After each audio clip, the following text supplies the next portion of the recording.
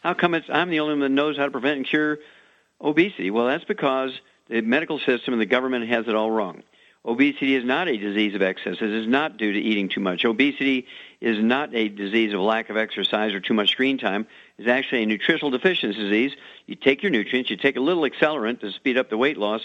Once you reach your ideal weight, you stay on the platform of the 90 essential nutrients, and you don't gain the weight back. That's the magic of the whole program. You don't gain the weight back. Okay, Doug, what pearls of wisdom do you have for us? Well, I thought we'd talk a bit about drugs, as I've got a couple of drugs here, if we can get to both stories, that got a little problem now. As Fox News story headline, FDA warns Zithromax can cause fatal irregular heart rhythm. FDA is now warning that the antibiotic, it's called azithromycin, or Zithromax is what it's sold under. It can actually cause a fatal irregular heart rhythm in some patients. This was a study that was published in the New England Journal of Medicine. And so what they did was they compared the risk of cardiovascular death from different antibacterial drugs and found that this particular drug made by Pfizer and also sold by generic drug makers had a higher death rate.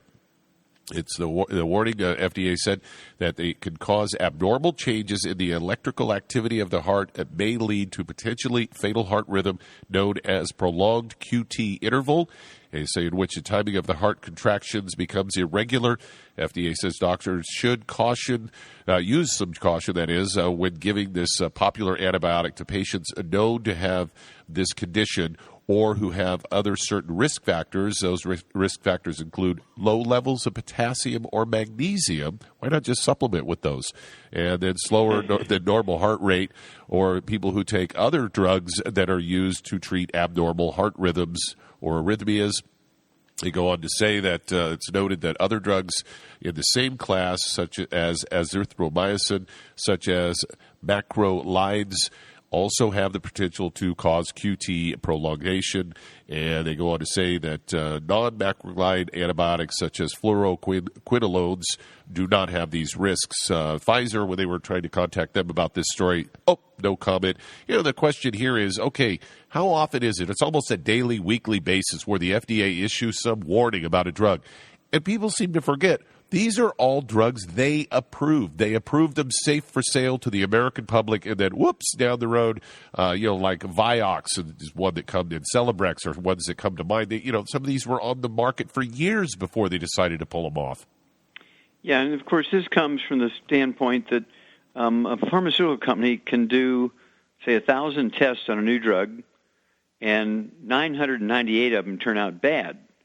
They discount all that, and they only show the FDA the two that are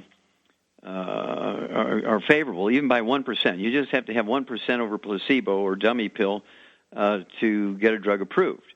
And if you have two big studies and they show, gosh, there's no negative, then the FDA is going to approve it. They really need to change their system in which anything that the company does, they're obligated by law to show it. They can't just cherry pick the good ones. They got to show them all, and that's the piece that's missing here. Well, yeah.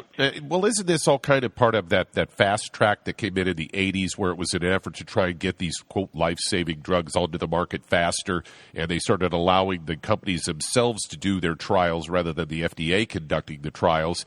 And how many times has it come out later through some company employee gets fired, and so they're disgruntled, and then they release a bunch of memos that, we knew all along that this drug had this problem. We just didn't show that to the FDA. I mean, that happens all the time. It happens all the time. It happens, and I don't know, it's very, very high percentage. It might be as many as 80% of the drugs they approve. You think about it, Vandia for diabetes killed 100,000 people a year for 4 years before they took it off the market. Vioxx killed 50,000 people a year for 4 years before they took it off the market. And as you say, you take one herb, and it gives somebody diarrhea, there's a shout and hue and cry. They want to take all herbs off the market. Well, yeah, echinacea comes to mind. Remember that one baseball player died? It was found out later he was running a rubber suit in 100-degree temperature and had taken way more than the recommended dosage. Yeah, let's blame it on the echinacea. Okay, thank you so much, Doug. Really well done, as usual.